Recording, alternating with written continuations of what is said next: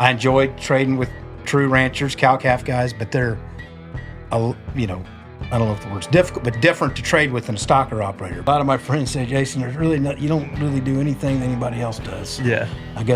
I think I'm normal. Don't be afraid to win more than you're afraid to lose. Keeping your word, your yes be yes, your no be no. It shouldn't really matter, but in today's society, that actually can go a long way.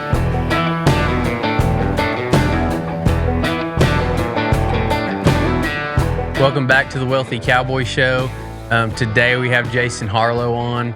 I got to know Jason from Wesley Wood, who was on a while back in the yearling deal, and even now since then we've working on getting his business set up with credit card processing through us at Diversified Payments, and I think it'll be a good mix of business and also ranching and running yearlings.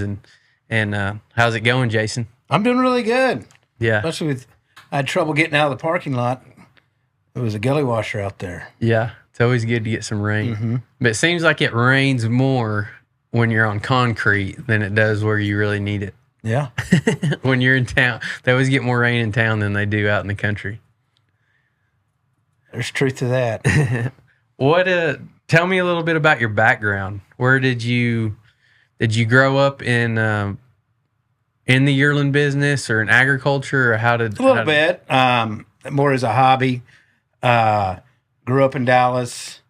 My dad's always had 65 head of Beefmaster cows. He's had 65 head of Beefmaster's cows since 1976. I was born in 74, and 2024, yes, 65 head of Beefmaster cows. So really enjoyed it as a kid. Real passionate about it all through grade school, middle school, high school, just going back and forth with my dad on what we ought to be doing, and really enjoyed it. And then went to TCU, my undergrad, and then my fifth year, I graduated on time in 4 years, but my fifth year, I didn't want to go get a real job. So I went to TCU Ranch Management, and just more as a 9 months of one more year of college. Yeah. And I was pretty green. A quick story on that. Mr. Cornelius was gauging the crowd on how green we were or how experienced we were. And he had asked questions, who's ever roped one in the pasture? Who's ever, run stockers, cow-calf, and some of us would raise our hand. And then he asked, and I felt pretty green because I'm about 1 out of 10 raising my hand on questions so far. And he asked, well, who's ever fed cattle? I looked around the room. Only 3 or 4 guys raised their hand, but Jason Harlow raised his hand because I've definitely put some cubes on the ground and fed cattle before. So that's how I got started. And then it got me the economics of it and being told you can't make money in the cattle business. That was in 98, and I still think there's some truth to it, but more just that got me going on the economic side of it.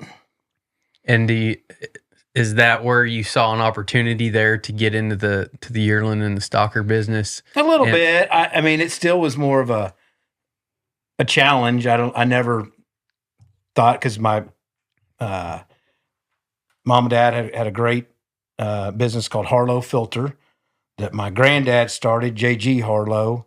He, during the Dust Bowl and the Depression, he was in Rising Star, crossplant around Brownwood, and took off to California like a lot of other Texans, and was a janitor in a filter company called Lubrifiner.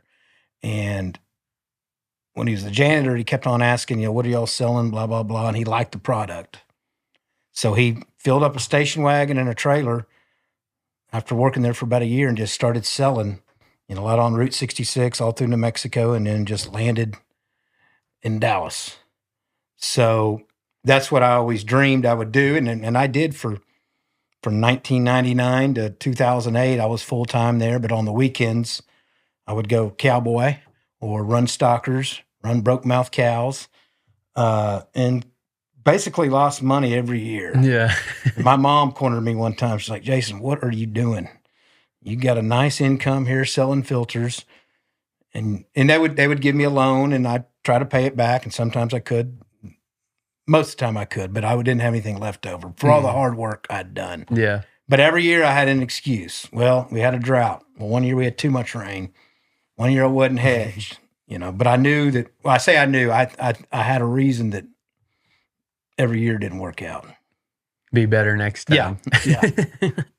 And then what was that breaking point? Was that more knowledge, or did you get lucky? Yeah, I got a little lucky. I think it was but before that, the big crash, I guess we had I think it crashed, and when the big crash in the stock market happened, and then I kind of got in, wasn't very well hedged, and made some money on some yearlings, and then that got me going, and then never really thought I'd be a trader, but about 2012 started trading yearlings, got bonded, and that's really my pure joy. Something that's in my blood, trading, and enjoy that. So. And what is that like? What does that look like? You're in the office and just basically on the phone, and you're not really having to run them. You're kind of buying and selling and brokering, or so brokering. So back, I'd say 2012 through 16, I went to deliveries a couple times or several times a week. Hardly go to any anymore. Now it's mostly through brokers on the ground. So a broker on the ground will, like Wesley, will call and say, "Hey, Jason, we got 3 loads, 800-pound steers." Outside of Dublin, Texas, running on grass. Here's some pictures of them. This is what he wants. Then I'll say, well, that's too much. And then we'll talk him into something that we think's realistic. And then we'll run him around and try to get him a good bid. And hopefully he takes it. And sometimes it's cattle 6 months out, and sometimes it's cattle coming next week. And then you're in touch with the feed yards and selling them, or finding somebody that wants those Correct. cattle. And I'll feed a few now. For years I didn't feed, but I'll feed a few. But very relatively, for the now hundreds of thousands that we trade every year, I feed just a sprinkle of them. Mm-hmm. And so what was the biggest thing? Like, to me, I just see the challenge in that I think finding the cattle would be easy. There's lots of cattle you could drive around and see, and find out who owns the cattle or whatever, to find the cattle to buy or to try to sell for somebody. But how did you get those connections with the feed yards and the guys that are the end users? The end user, because that's, I guess, like my dad says, it takes 2 to tango. You got to have you got to have a customer to buy them from. You got to have a customer to sell them to, and you got to keep them both happy. And basically, we just try to sell it. Try to promise the guy on the ground, the producer, we're going to be at the top of the market. We're probably not going to be above the market, but we got to beat, El Reno, Oklahoma City, or we got to be competitive with them, because obviously those are good markets, and he can just take them there and get a pretty fair price. Yeah. So it's having finding the customers is right, and then having them trust you. Because, as a lot of dollars go down. So they have to, know that your check or cash. Yeah. Yeah, they don't want to ship them with that's that. important, and I don't blame them. Yeah. Mm-hmm. DX Trailer Sales is based out of Lubbock, Texas, and it is definitely not just a trailer dealership. If you are involved in the Western way of life, and if you're listening to this show, you probably are, then they have something you need. From trailers for a day working cowboy, to a full-time cattle hauler, to hay trailers for a farmer or rancher, to arena drags, rope and chutes, and feeders for the rodeo cowboy or cowgirl. They also deal in every kind of hay any of your animals could ever need. Literally anything you need, farming, ranching, or rodeoing, they're going to have something for you, and it's going to be at a super affordable price. Besides all that, everyone you deal with there is super friendly and very helpful. So check out DX Trailer Sales on Facebook or dxtrailers.com and tell them you came from the Wealthy Cowboy Show. As far as being a good bit, like paying enough for them, I think the first time we talked was with when I was living with Cash up there, And if you were buying his cattle, you had to be at the top. Yeah, Cash, you listening here? Yeah, we're talking about you. Yeah, he's going to be shopping around. And God bless his dad. His dad's passed, but Dad might have been tougher to trade with than Cash. Yeah. Cash just chip off the old block. So that's good, Cash. Yeah, you need to keep me sharp. Yeah, you knew. That's what Wesley would tell me. He said, Cash is putting loads of yearlings on Facebook when there's only like 5 guys in the country that can buy them. But but you're trying to make money, and you're trying to make a little bit of money from, like I said, finding that guy, providing a service for them to have the market and send them to the feed yard. So, but like back to that, how was that? How did you get those connections to the feed yards and the people to sell them to up there? My first one, Brent Cavanis at Cactus, because I traded him a lot of cattle direct. And this was in 2012-ish. And then it was actually Wesley. He's like, well, Harlow, if you can get that direct, why can't you just buy mine and retrade them to Cactus, to Brent? And so that's what got started. And then we just, drive up there a lot. Not as much as we used to, but I spent a lot of time driving up to the Texas Panhandle, Southwest Kansas, a little bit Nebraska, just trying to, talking to people, and building relationships. And you'll find, a lot of feed yards, they get a little in and out on different, but a lot of them like a typical class more than another. So, it doesn't hurt to have a handful, because somebody won't be really in on heifers or ever on heifers. And sometimes they are, and sometimes some people wouldn't touch a grow yard animal and some do. So to have as many, as you can, because we've got to bring this producer on the ground, he's got to have what he feels like is top of the market. Mm-hmm. Yeah, I mean, to be in business, in any business, I talk about this a lot. It doesn't matter whether it's me, credit card processing, or you're in the cattle business or the beef business or whatever. Everybody's got to be happy. You want, like you said, you're making a little bit in the middle, and then you want this guy to be happy, and then the end user to be happy also, and everybody keep doing business. If you're going to, unless you're planning on being a shaster and just trying to make 1 or 2 deals and then going out of business. Yeah, that's a lot of it's character, but a lot of it's business. I mean, and one of my Dallas buddies a few years was laughing at me. He's like, because I was explaining to him a trade, and he's like, walked him through it, and basically at the time it was $100,000 deal, and I'm trying to make $500, sometimes less than that, and my money sits around for 3 or 4 days. He's like, that's crazy. I said, well, yeah, probably. Just got to do a big handful of them every day. Yeah, volume. Yeah. Like he says on Yellowstone, he said we work really hard all year just to try to break even. We're happy if we break even. Mm-hmm. The ranching business and the agriculture business we do it for lifestyle and because we love it. And if we can make some money, which is I highly suggest to try to make some money, you're going to be way happier.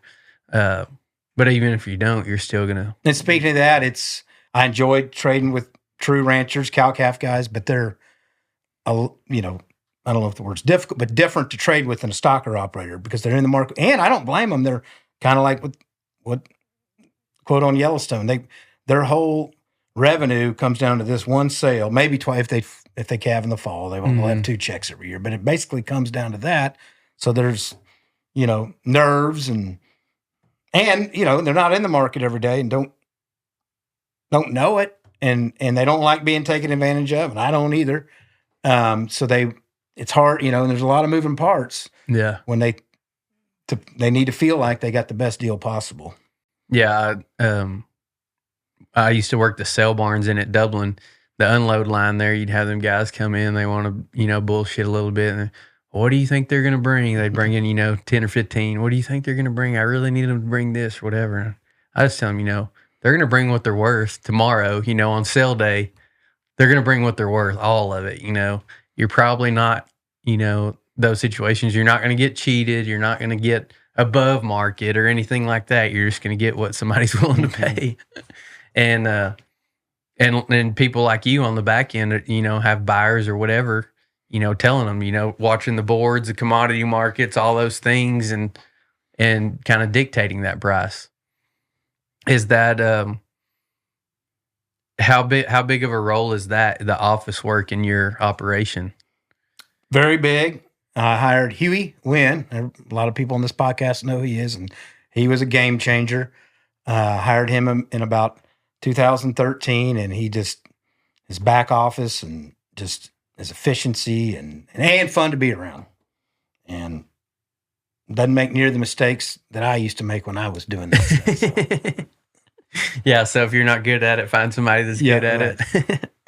I'm good at numbers, but not compared to him. Yeah. Find somebody that's better than you, maybe.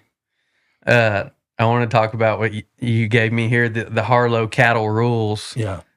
Number one's don't get involved in bred stock. Okay, now that's just for me because there's a lot of people listening that are good at it, and I realize it. But me and a guy named Brooks Atwood, and if you like this hat, you can get you a Spradley or an Atwood from Brooks.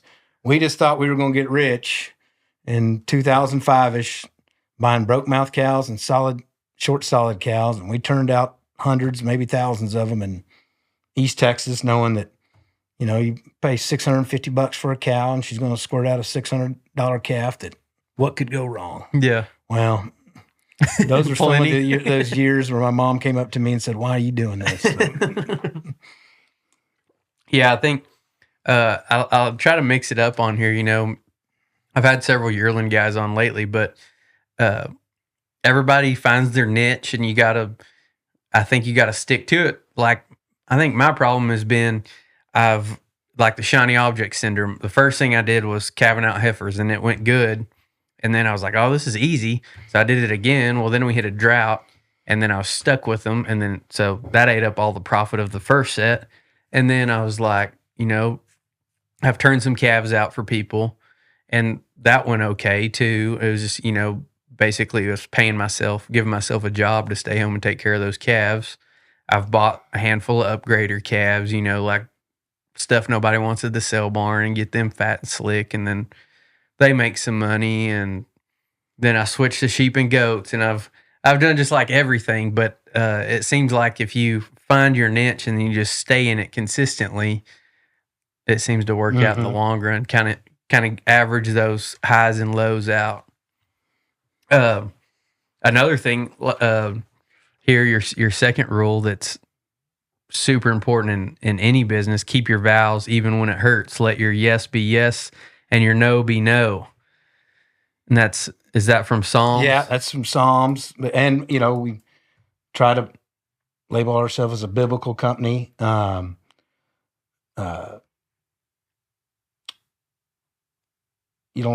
everybody has to be a Gentile, though. We can do business with all types. Mm-hmm. So, and when you start off like that, that's an easy thing to say. Or I'm saying, when you start off, when you keep your vows when it hurts and you don't have any much money to back you up, that's a true man or true character. Mm-hmm. At the position I'm at now it's just bad business. You couldn't, but I respect more people that don't have a safety net, that still respect their vows and their word and their handshake, knowing that, it's going to hurt their kids. And, but also obviously it's bad business too, eventually. Mm-hmm. You'd have kind of like you said, if you're doing 1 or 2 deals a year, yeah, you can be a Jake leg and screw somebody around and nobody, but if you're doing hundreds or thousands of deals a year, you just your bite the bullet reputation's and gonna go get out. on. Yeah. Even though it hurts. Yeah. I have a t-shirt that I work out in. It says integrity over everything. And I think that's a huge thing to live by. And like you said, you really see the measure of a man on the down times, when there's everything to gain, and this person could pull himself out of poverty or out of a bad deal or whatever, out of a pinch, by scotching on the truth, telling a lie, throwing somebody under the bus, whatever it is. And that person that doesn't do that, that you can trust them, when it's a big money deal, and it's as important then it is down here at the bottom.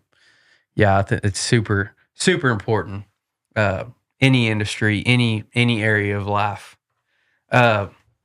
think macro while attending to details. What's that mean? So, you always think big picture, but you got to be into the details. And like a quick one would be cost of gain, death loss. Yeah, the market might bail you out. It might not. You might have a great cost of gain, and if you weren't hedged, the market might bail you out. But try to do the little things right every day, even if you don't see that particular detail moving your needle that day. Be efficient and do the right thing. Yeah, I brought this up, but I just finished a book called The Slight Edge, and that's what he talks about is the compound effect, compound interest, the compound effect of doing the little things every day, and just like you said, you don't notice, that you did this little thing. You may not notice it, but as you do it over time, the consistency, it's going to compound, and then it's really going to add up one day. Same deal in your health, your finances, your business, anything. I mean, is that what you think? The consistency, like you said, the details, paying attention to the details. I think of that like the macro, the pictures, like the end goal. The end goal we want to do at the first of the year. You're going to say we want to do so many deals a year, or we want to make so much money a year, and this is how we do it with these details. Every day we're gonna watch the board. We're gonna do this. If the board does this, we're gonna reach out to this many producers, this many cattle feeders, or right. So go like on a couple more on down the list. It stick to gain deals. I really love gain deals. It's everyone's happy when you do a gain deal when it's over, or it's not. I mean, if the wheat wasn't there and the cattle didn't gain, he doesn't get much of a check. I'm not real happy, but it's a win-win. And the other one I have down here is Ronald Reagan said, "Trust but verify." So Gorbachev, tells Reagan, "Hey, we're going to get rid of our nuclear weapons." So he's like, "I trust you, Gorbachev, but we're going to go over there and count them, all right?" Yeah. So that's what I mean by, and I have down here, so I know it's count your cattle. The guy might be a great guy, but don't be afraid to go count your cattle. Either have your banker do it or you do it, because he could be upside down and his kids are fixing to starve and you don't have the cattle there. So trust but verify. You probably remember Brad Glenn's powerful story from episode 39. Besides making badass handmade boots, he's the man behind Cactus Alley Hat Company. He comes up with some sweet designs and even has done his own custom caps. Brad truly is an artist, and you can see it in the designs he comes up with. If you're gonna wear a cap, you might as well wear a cool one and support a guy that has come up from the bottom and gives all the glory to God. They can also build custom merchandise for your company like they did for us at the Wealthy Cowboy Show. Follow Cactus Alley Hat Company on social media and go to cactusalleyhatco.com to order your swag. I'm sure you've been a part of some bad deals like that, and I've seen them. No, never.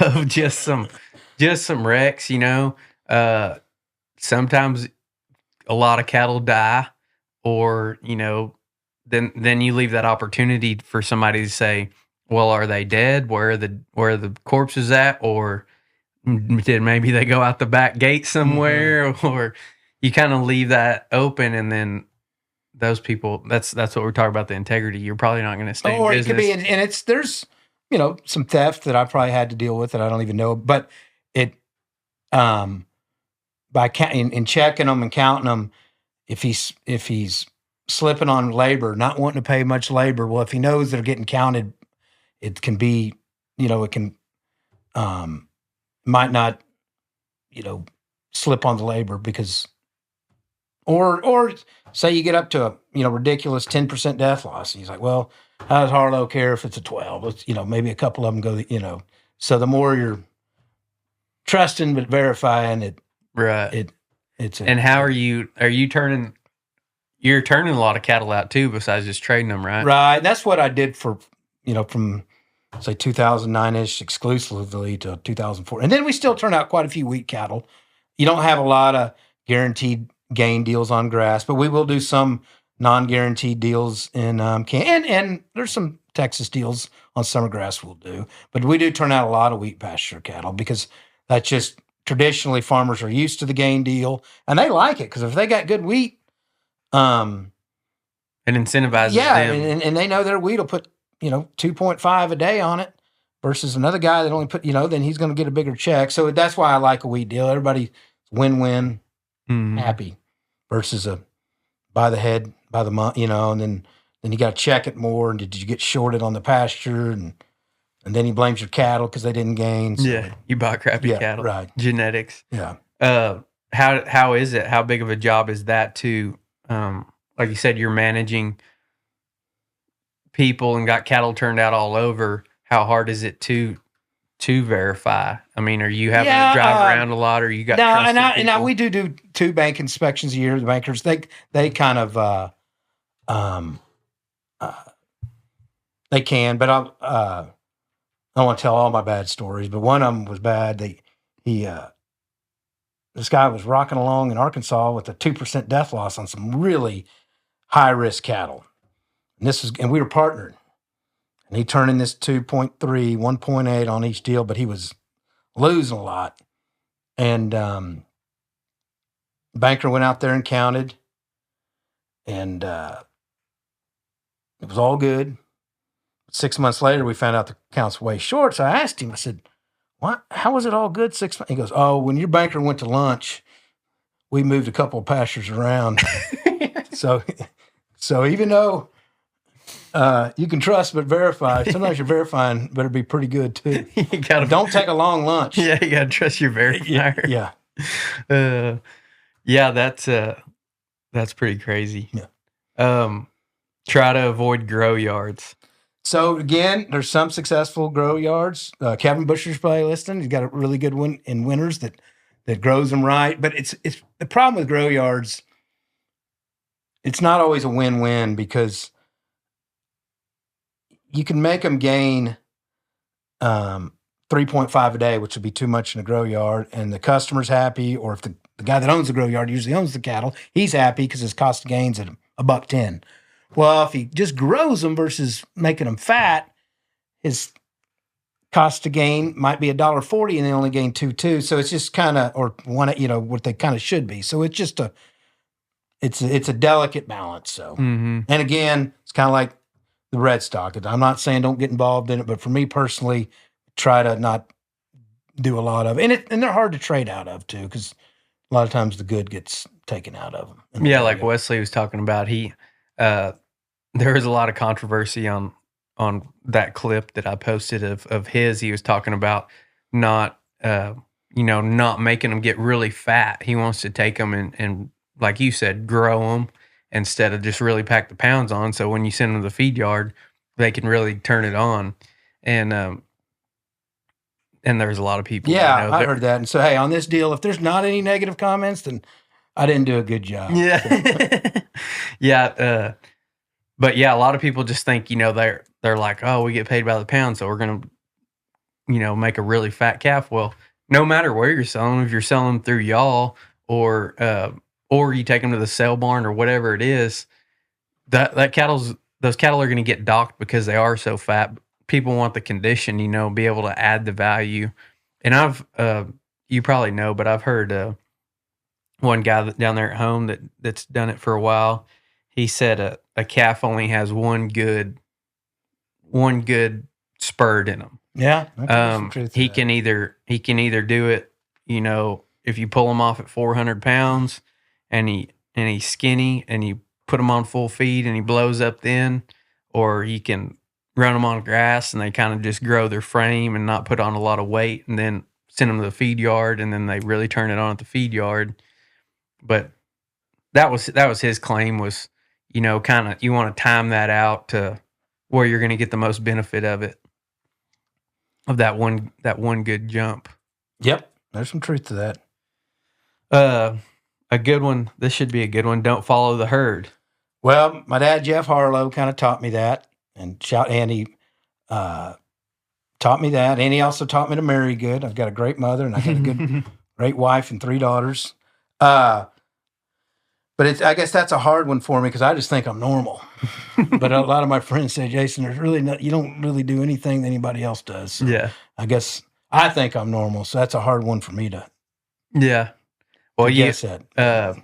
I mean, that's one thing Warren Buffett says is when there's, what's he say? When there's when everybody else is running, you need to be walking. When everybody else is walking, you need to be running. Yep. That herd mentality, there's not going to be a lot of opportunity if you do things like everybody else is doing. If you look outside the box and you're like, how can I do something different, provide some kind of different value, some other niche, whatever it is, that's where you're going to see that big opportunity and be able to establish yourself. Yep. How have you done that in your business? At the beginning, I think hedging, I call it analytics, I guess, is becoming more popular. When I first started the cattle business, pretty much everybody was going by their gut. And I think one advantage, I've had some disadvantages growing up in Dallas, being in the cattle business, but one big advantage is just hanging around more arbitrage, stockbroker type folks that kind of think of spreads and that kind of thought. So maybe that brought me a little bit different mentality when I got started. A little bit more of a spread mentality, an arbitrage mentality versus just going by your gut. Mm-hmm. I think that's a big disadvantage for us because as a cowboy or rancher or whatever, you get tied up in just the romanticism of it and wanting to do it because you love it. And then you're like, oh, come on, it's got to work. Come on, we'll do it. And it'll work out. And that's not always the case. Like if you're running a business, would you make this call or not? And if you, I mean, maybe blend the two. That's kind of what this show is And I about. go on my gut as probably as much as anybody. So I can go both ways. But, But I think the analytics, I'm still into that, looking at numbers and that sort of thing. Yeah. I mean, at the end of the day, it's a for-profit business. Yeah. Most of us do it for profit. So you got any edge you can get if you got to sit on the computer a little longer. I know Tucker Teague talked about that, about doing the office work. Wesley talked about it. You got to learn the office work. You got to learn the numbers and make sure you're doing all that right. Your first loss is sometimes your best loss. Yeah, I learned that in ranch management. That was one of the first things they taught me. So sometimes some people consider me a gambler, but I'm not afraid to lose. And Hunter Crow, who partners with me, works with me, he brought up a good point is don't be afraid to win more than you're afraid to lose. And we had a broker, he's no longer with us, but that would always, he'd call and want my opinion on the market. And he'd be long March feeder cattle. And he'd make $2 and he'd be so proud he got out of it. And a month later, he's long April cattle and it's going down. Now he's down $12, but he's like, Harlow, I don't want to take a loss. And there's a lot of people like that. And most of the people that are afraid to take a loss, they're also afraid to win big. And to me, you got to be able to win big, but you also need to be able to take a loss. And I get that a lot in my, a little bit in the yearling business, a lot in the cow. Oh, I can't sell these cows because I already got too much in them. Well, I mean, what's, going into wintertime, more hay, whatever it could be. Sometimes you just need to cut your losses. Mm-hmm. Yeah. Typically that guy that's afraid to cut his loss, he's also afraid to win big. Mm-hmm. He makes a little money on something and he's happy about that, but then he's not willing to lose a little. Yeah.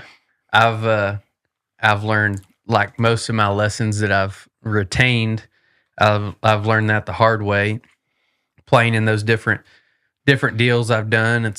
You're like, maybe I can grow them out of this or whatever. You're going to wait. I'll just feed them a little bit longer and then maybe the market will turn. And like you said, sometimes if you just cut your losses, and then the deal about cutting your losses is, maybe you take a loss on that calf or that cow, whatever it is. But when the market's down, you can also buy back cheap, and then you try to make it back up, like you said, on the next one. if the market does turn, you'll be in this one way cheaper, and then you can make a lot more money on that specific, turn, whatever it is you're doing, whether it's a stocker calf or a cow. I think cows are a little bit different animal, like you're saying. You don't want to mess with them, but the yearling a little bit more versatile. Yep. And definitely like also another deal we just got into a 2-year-old good pretty gelding, and basically he's lost a lot of his value recently at the vet, and it's like, well, at least he wasn't 5 years old and we had way more money in him. At least we can take that loss fast and that failure fast, and then make it up on the next deal.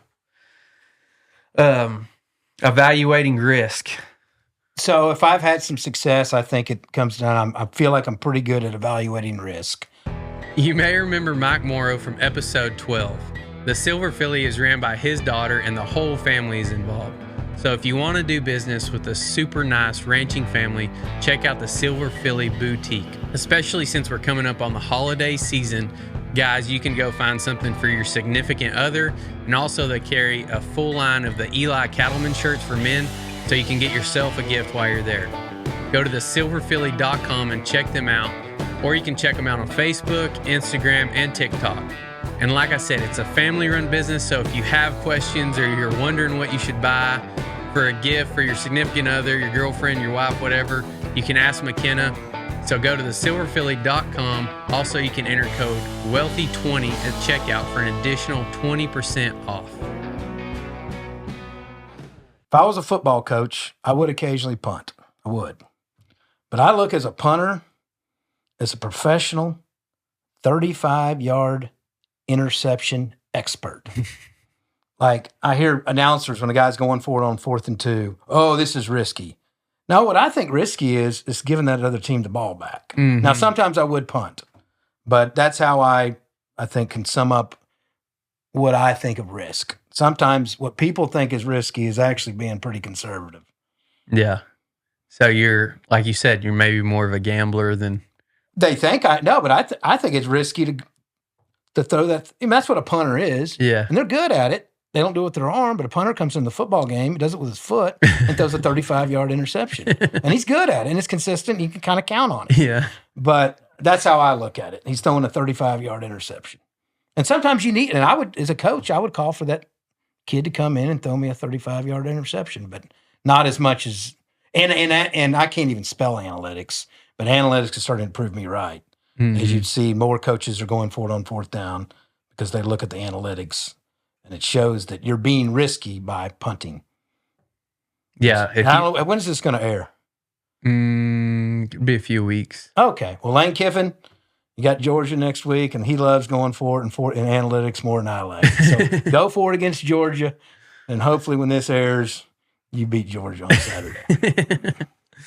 And also, I guess today's Monday, right before the election, so prediction here, y'all all going to be asleep by 10:30 tomorrow night. Trump won Pennsylvania, and y'all can go to bed. That would be cool. That's what we were just talking about. It'd have been good to do these. Might have been a lot different podcasts if it was right after the election. Not be a landslide, but I think he's going to win comfortably. Yeah. And how do you evaluate like stuff? We talked about that before we started. Was the Black Swan events, the risk. These risks in the market that you can't control. Yeah, and I took a tough one on COVID. Even though I'm always 65 to 110% hedged, but I do love trading spreads, and I got whacked pretty good on April live cattle. The only reason emotionally it wasn't too tough on me when I read that day that whatever the spot month was in crude futures was down -30. April live cattle were only down $20, so it could be worse. But that hurt me. The fire actually I was just fine. I was over 100% hedged, and then after a couple of days, got unhedged. Hunter Crow ran up there and did some intel on the ground and hanging out in the bars in Dodge City and all that. And, talked to some firemen and found out maybe it was bad, but wasn't as bad as Yeah. everybody thought. Yeah. You got sometimes you know, in the days of the internet and everything, there's still reason to have somebody with boots on the ground to give you the real intel. Yeah, especially these days, you can't always believe the mainstream media. No, that's what you can believe they're going to lie to you. Yeah. I do. Yeah, or even on social media, anything, you know. I guess my word is I trust them. Trust them to lie to me, unless it's the right side of the media. Results or distractions. What does that mean? So that's another college football type analogy. Well, you tell me, Crockett, what do you think? Results or distractions? I would say maybe you get to thinking about getting the results and get distracted from doing those little everyday things. You're thinking about the money you're going to make or the reward that you're going to get at the end, and then it distracts you from paying attention to the details. And basically. So it's a quote from Nick Saban: results or distractions. And you know, they say some of the maddest he would get the week after a game is when Alabama would win a game on a lucky play, but they won. He would just be so outraged because he trusts, and I'm a big believer, he trusts the process. Look at did you do the process right? Results will eventually come. So results can be distractions. In a cattle business, it's probably some of the best analogy of that is, you know, some dude thinks he hit a home run, and he probably did hit a home run, but he got lucky. And then the opposite can happen. You did everything right, but there was a fire at the Tyson plant. So, you know, don't throw away your process but results eventually do matter. Mm-hmm. It only took me 8 years to figure out that.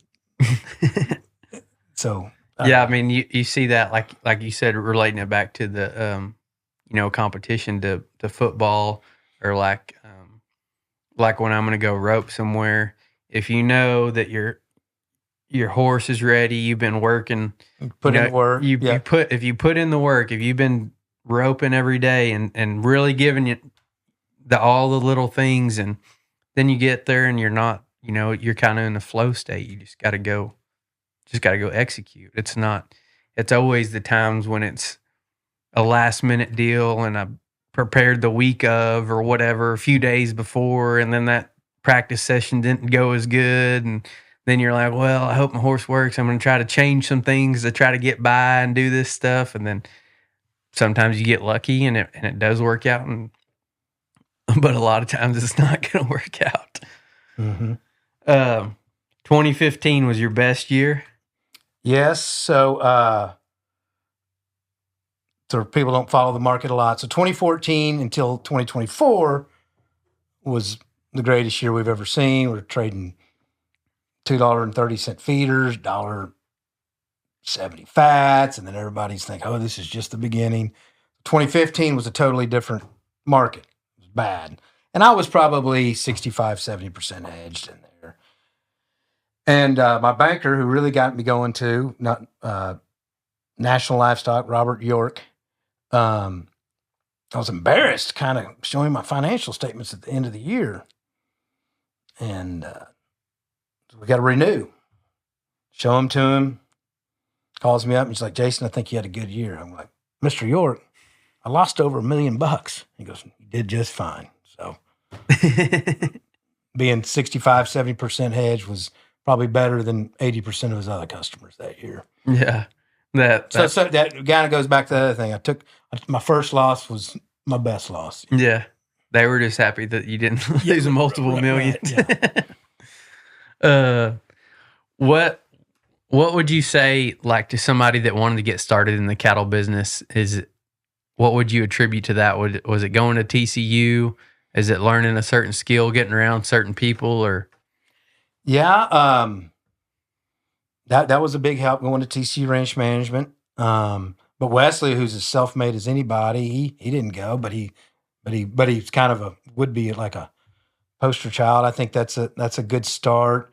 I think, some people can make it with the bred stock, but I would lean more towards yearlings. I think long term, it's just a lot easier. And then somebody getting in it, it's I love bragging about our industry compared to some of my city friends that have different businesses. And in real estate, you can enter a contract and you just get out of it anytime you want. And I just it's foreign to us in the cattle business. So somebody getting started, try to carry on the cowboy way, and your word is your bond. And if you work hard,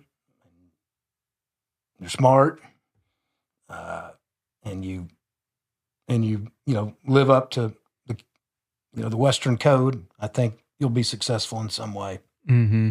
And the cool thing about the yearling deal, that I'm learning more about all the time talking to y'all, is the ability to get those contracts and that risk management and stuff to whereas, and I love to see a baby calf born. So I love calving out heifers. I love, having mama cows and watching a calf grow up and weaning a big calf. But, you're really just, I guess now there is some LRP for that kind of stuff too, but you're really. Yeah, you can take a lot of risk off the table with yearlings. Mm-hmm. It's I say the word challenging with cow calf. It's not challenging. They're just, it is what it is. You're subject a lot more to the market and a lot more to Mother Nature and rain. Because I've had some of those years in 2011, 12, when it was so droughty. I mean, we had some timely rains like we're getting today. Like, overall, we've had a pretty droughty, this last 3 months. Yeah. But, looks like after last few days, we're going to have some wheat pasture. And we had some wheat pasture in 2011 and 12 and still. Mm-hmm. But you just don't turn them out if it's not there. So it's it's hard to shoot yourself in the foot too bad. Yeah, and the cow, you're going to be, especially if you go buy a set of cows, depending on the market, like right now, you go pay $3,000 for some pairs. I mean, the market could go down just like the guys in 2015 that were paying $2,000, same as this, $2,000-$3,000 for some cows. You have to keep them for 10 years, like you said, or you're gonna write a loss off. Whereas this deal is a little bit more, you're a little bit more versatile. You're trading them out quicker. You have some more options, and you have that downside protection. I just think it's pretty cool talking to Tucker, to Wesley, to you, and how you can do that and take a little bit of that risk off the table. Is that how you would direct somebody to I think so. But I mean, there's people successful with bread stock. And like you said, there's, it's fun. Baby cat, or I said the word fun. It's just, it's what how we got started. So I wouldn't say you got to, but I would lean towards, and we're kind of fortunate we're in this part of the world. This is with wheat pasture. And so this is a good place to be if you're going to be in that. Mm-hmm. And so many cattle, as another thing I learned in ranch management is cheaper to ship the cattle to the corn than corn to the cattle. Meaning cattle born in Florida, Mississippi, South Carolina, they're all going to end up in this basically section because the corn, the feed yard, we're not sitting in feed yard country where we are, but we're real close to it. Right. So we're in a great area, Texas and Oklahoma, or this, say from, Waco to Oklahoma City, I think is in your sweet spot of stocker op. And it's a perfect drop-off spot for those stockers, grass or wheat, go to the feed yard. Yeah, and I think it was on Andy's episode, he was talking about putting together a bunch of real lightweight calves, but he was saying and he came from up north, and he was saying it was kind of a different deal down here. It's like our job down here, and I mean Central, South, Texas, all down this direction. He said, is basically to put loads together just to send north. Mm-hmm. You're gathering these cattle up, no matter what kind of class they are. They're eventually going to go north to wheat, and then further north to the feed yard, and just putting them together from these I mean, you know how it is down here is everybody that comes and works at the sale barns down here is like, man, this is way different because we're selling one at a time. You know, we're getting 12, 14-foot bumper pull loads of, everybody's got a handful of cows, and you got to put all them cows together in a load of somewhat uniform fashion and send them north. And it's a great place to live to be a yearling trader. I mean, you look at, the 10 biggest yearling traders there is. I'm guessing 6 of them are within 100 miles of this studio. And I think because of the stocker location, we're so good at that. But then like two of my best customers are from Mississippi, big operators that probably could be trading direct if they really wanted to. But they live in Mississippi, and I think they're like, you know what? Jason's, he don't live in the panhandle of Kansas, but he's right there, gets to know them a lot more. So it kind of, I think, even the guys out of the Southeast sort of, trust some of us guys that they can market their yearlings pretty well. Mm-hmm. Like versus it might be strange if you had 8 loads of yearlings in Seymour and you call a guy in Okeechobee, Florida to trade them to a guy. You can, and there are guys that can trade them for you because it's only a phone call. And phones work in Okeechobee like they do. But it just, I think there's a mentality that that's maybe why these bigger yearling traders live within 100 miles of here, is that we're just kind of the way the globe looks. We're in the right spot. Yeah. What would be a skill that you could say you could attribute most of your success to? Is there one skill that you could narrow it down? Trail Ridge Cattle Company is on a mission to make beef jerky like your grandpa ate. Austin Tarrant, who you heard on episode 33, like many of us, loves beef. He's been in the cattle business, he now has a meat market, and has now started Trail Ridge Cattle Company with his partner. Most of us think of jerky as a healthy snack, but if you actually look at the labels of most jerkies in a convenience store, you'd probably be confused as to what all the ingredients are. Austin developed the jerky at Trail Ridge by only using top quality products and not taking any shortcuts in the whole process that lower the quality of the product. If you're looking for a healthy, nutritious snack, check out Trail Ridge Cattle Company beef jerky at trjerky.com. If you love beef like me, you'll want to keep a couple bags in every pickup that you have. Numbers. I've always liked numbers. A little bit of grit. And that first yes, it's embarrassing that this matters, but keeping your word, your yes be yes, your no be no. That shouldn't really matter, but in today's society, that actually can go a long way. Yeah. So maybe that's what I'd say. I say that we've brought it up on several episodes. Like, I think right now, it is so easy to stand out. All you got to do is what you're supposed to do, and you're going to stand out, whether that's, just going to your job every day and actually putting some work out, or, delivering on the product you said you're going to deliver on in the cattle business, or whatever. If you just, show up, put some effort out, do what you say you're going to do, you're going to stand out. And I think there'll be opportunities that present themselves, whatever the industry or whatever. All you have to do is what you're supposed to do. And it's good to, if you're in a valley or down in a canyon, to have, good vaqueros and good buddies that can back you up. Mm-hmm. What would your future plans be for Harlow Cattle? You got any more expansion, turn more cattle out, feed more cattle, trade more cattle? Yeah, the trading a little bit. I'm not saying I'm not saying we're max, but it would be hard to increase it by a ton, and we don't really turn out any more cattle than we did 5 years ago. And I love turning out wheat pasture cattle.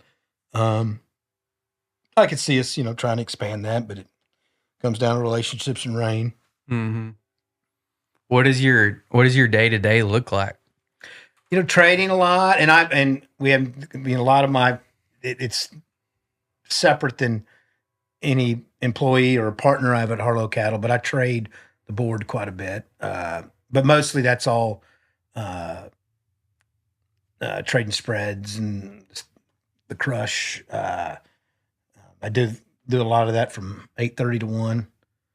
And hey, thank you, CME, for shutting that board down at 1 about 5 years ago. I don't have to wake up in the middle of the night and look what's going on. So, other than corn, but I don't trade that. I don't really trade corn. So, where did you learn about that? Like that's that's basically like being in the stock market. Yeah, right? and I didn't know nothing about nothing, and it was all started with just trying to do some risk, for my family. Hey, I'm getting a little bigger. It's 2000. I need to go get me an account through, through the CME, and then I just started noticing as I'm trading cattle, a yard might say, "Okay, Jason, we'll give you, $2.50 if these will come August 15th, but we'll only give you $2.40 if they come July 15th." And I'm like, well, the spread in the board, between May and August is not that big. So it started making me think that, hey, why don't we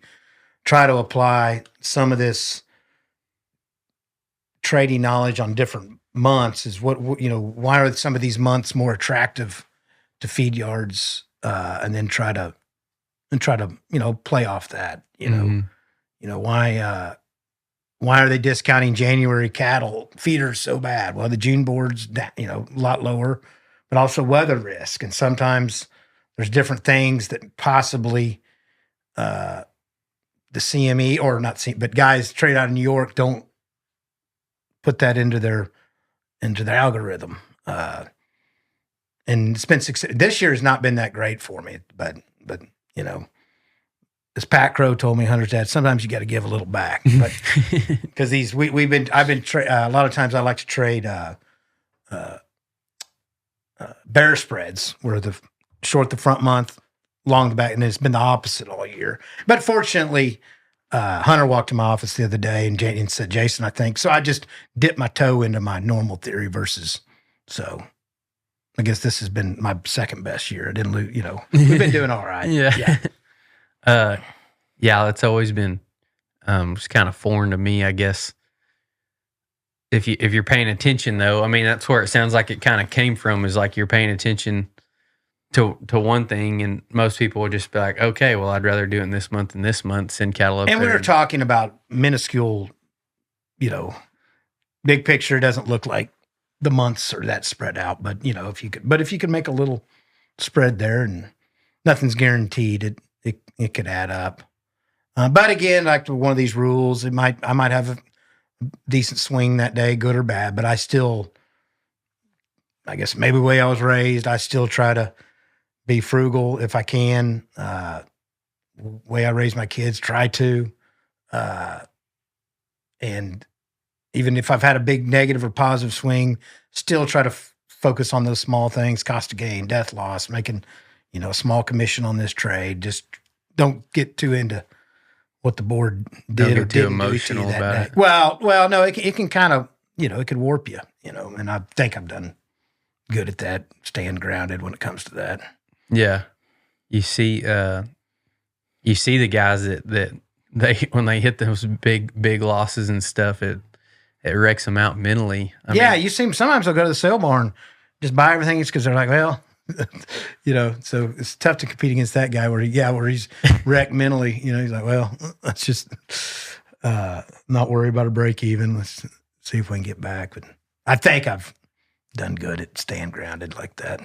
Yeah, and just focusing, like you said, on the everyday consistent deals, just staying consistent, doing your deal, knowing that the results are going to come, and not letting them distract you. Right. There you go.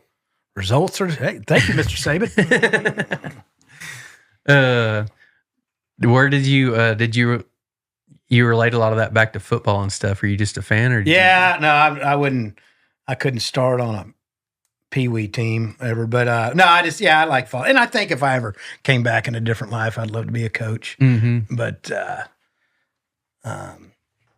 yeah, I've always liked it. I don't follow the NFL much, but I love watching college football, and the coaching aspects always interest me. And another thing I wanted to ask you about is that you've diversified out of the cattle business and the commodity trading, and we talked about a little bit about before. You mentioned the filter company. Y'all have that, and then also in Albany you have the steakhouse. Oh, yeah. And talk a little bit about that. Good Night Steakhouse and Saloon. So about a year and a half ago, I bought the old Beehive Saloon in Albany, Texas. And it was going out of business. And I'd been going there off and on for 20 years and thought it was iconic and thought I'd give it a whirl. And it's been passionate, a lot of emotion. It's, it's a lot tougher business. I mean, we say the cattle business is tough. I think restaurants right there with it because we're, in my opinion, been very successful, very popular. Parking lots always it's packed. It's more than I dreamed as far as that goes. And I just assumed if you had a bunch of people in there, it's going to make money. And we're fine. We're breaking even. Brooke's doing a good job. Nick, our new chef, he's doing great. And we're, finally breaking even, but it's a lot. I mean, it's like the cattle business. If you're not watching, and I'm not talking about theft. That's a possibility, but just if you're not watching every cost, it's tough, especially with the way commodities. And I'm a benefit of the high beef prices. I tell my restaurant customers there, but we try to charge as little for the best steak I think you can have. I'm so proud of our steak, but I hate what we have to charge for it, but it just is what it is. That's until us cattle guys want to give some back, and we won't until we have to. That's what Chad Decker was saying. He basically said the same thing, that the restaurant with Heartache Barbecue, the restaurant business is a lot like the cattle business. You got to count every penny. Mm-hmm. I've always heard that the restaurant deal, it's real emotional. Like, you're like, oh, you always have an idea, you and your buddies, we'll open a bar, we'll open a restaurant bar or whatever. But a lot of them fail. And I don't know, I hear that it's because it's low margin. And like you said, you got to, same as ranching. It's low margin. You got to get all the premiums you can and cut all the costs that you can. And then what's the filter company? How long has that been in your family? So my dad, when my granddad, J.G. Harlow, when he took off to California, he landed in Dallas and started in 1936. I never got to meet him. Sounded like a great man, very hard worker. Grew up during the Depression and the Dust Bowl. And then my dad bought it from him in around 1970.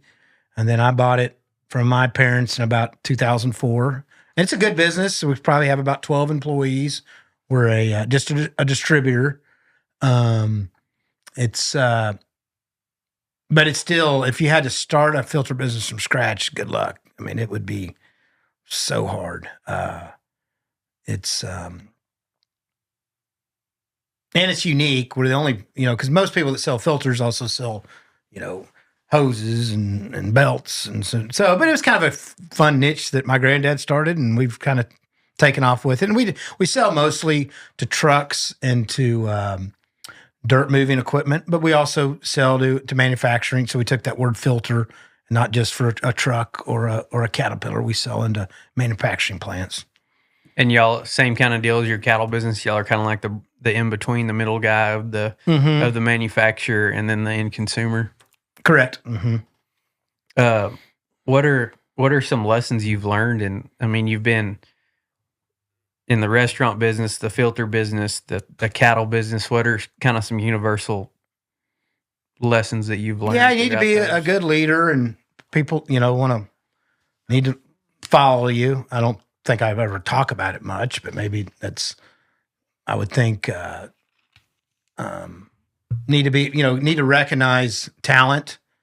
And I've got great talent around me to filter in with Huey and Hunter. And don't be afraid to pay. One thing I've done in the brokerage side that maybe not, I share in the profits of pretty much all my businesses. Not afraid if I told a guy that we're going to partner on something and all of a sudden it made 50,000, he gets 20. Well, it sounded like a lot, but that's what I told you I'd do. And don't be afraid to, you might, and maybe I've already spent that 25 because I put it, we don't settle up for a few months and don't be afraid to smile and write him that check in any business. Cause I see a lot of owners sometimes mo money, mo problems. Mm-hmm. Like they get greedy, like, oh, well, this guy, he doesn't even, barely has a high school education. He doesn't deserve to make another, he can't make more than 150,000 a year. Well, I don't really think like that ever. I want to, more money I make, more money you make, and yeah, you might not be, but no, they all are. But I'm saying, but even if you're not, if that's what you brought to the table and you brought that deal to the table, then you deserve your cut. Right. Don't be afraid to share the profit a little bit. Yeah, or a lot. Yeah, or a lot, and the more, and then guess who he's gonna, or on referrals too. I give out referrals all the time. And sometimes people, you shouldn't, he just met that guy in a bar one night and then he gave you, well, guess what he's going to do when he meets that guy in the bar? He's going to give the referral back to Jason to get, another guy. So not afraid to do that either. Yeah. It all kind of comes back down to the Psalms and keeping your integrity. Yeah. It's integrity, but it's also just, not everybody, I probably shouldn't have made as much money trading spreads. Did I work that hard? Probably not. Did that guy that met that guy one night and met the right guy and then gave him his name to me? Did he work very hard that night buying him a Coors Light? No, but. Mm-hmm. Yeah, it all comes back around though. Mm-hmm. Yeah, it's karma's a pretty crazy thing. Keep passing it forward as much as you can. Well, how can people find you if they want to buy or sell some cattle? We got a neat ad in the Cattleman. You can look me up there, or beef at harlowcattle.com is our email. Because we don't, and it's kind of a, I don't know if it's a neat tradition, but we don't, in our world, we don't really do websites or that kind of thing. And I kind of like, another reason I don't really promote myself that much. I'm not saying I would love to meet a guy and go direct, and I will, and we do trade.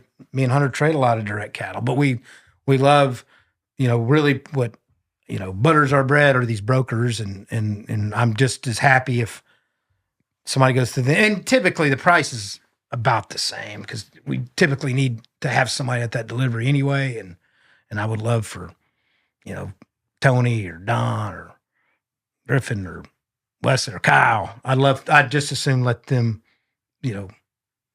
broker the deal. And sometimes trading cattle, it can be emotional. And if I have somebody between me that, I might make the guy mad, but, cause I shot him on the, but if it's Tony or Kyle, they can kind of like, hey, you're not getting $2.50, but maybe say it in a nicer way than I can. And yeah.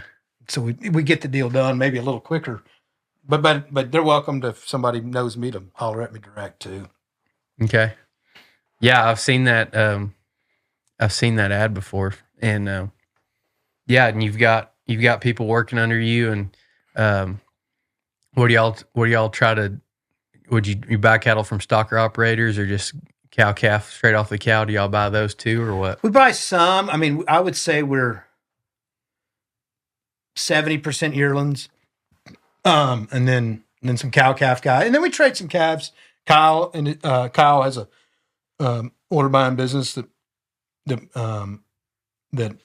I help manage with him, I guess, and we down in Corsicana, and we do a pretty good job on we're not big, but I think we get the calves turned around, in my opinion, very quickly. Mm-hmm.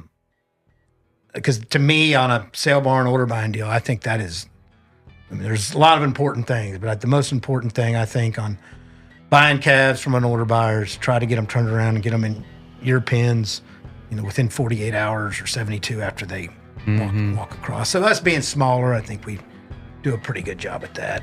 Yeah, you see. And then we're not, and then maybe we won't be very good. Yeah, you see, that sucks when you get. I've never bought them myself, but working for other people or the calves I've taken care of, that who knows how long they set, and then they come in off the truck and they're already sick, and it's like, what do I do now? We're already starting behind the dime. Yeah, and even ones we turn around that are fresh, they'll especially this time of year. And then, in my opinion, what's going on right? I love the rain, but in October, November rain, and the temperature I think is going to drop here a little bit. That's the toughest thing. Mm-hmm. Well, y'all holler at Jason. You can look up Harlow Cattle. Put you in touch with somebody, and if you got cattle to sell, he can probably find a buyer for you. We'll see y'all next time.